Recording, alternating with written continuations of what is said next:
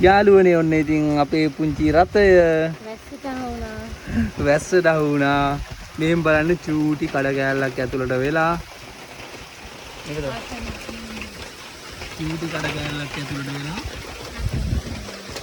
ඉන්නවා වැස්ස පාන ගන්න පොඩි කඩ කෑල්ලක් දාව පොඩි හට්ටයක ඉන්නේ.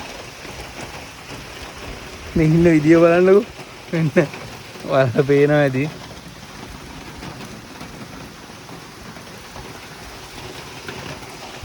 මේක මේ එව්වට වැඩි වෙලාවක් යන ටක් ගාලා පායනවා. අපි දෙන්න දවස් දෙක තුනක් ගමන් බිමන් ගියා. ගෙදරට යනකල් බහිනව හොඳට. ගෙදරට ගිහිල්ලා බයික් එකේ නතර කරනවා විතරයි වැස්ස පායනවා. ඒ තරම් වාසනාවක් තියෙන්නේ. ඒක නිසා අද වැස්ස එනකොට මෙන්න පොඩි කඩ ගැල්ලක් අවුන එතනට දාගත්තා. තව ටික වෙලාවකින් අනිවාර්යෙන් පායාවි. ඉතින් පායයි කියලා හිතාගෙන ඉන්නවා දැන් අපි මෙතනට එලානේ. තෙමීගෙන යන්න වෙන්නේ ගියොත් හොඳට නෑ.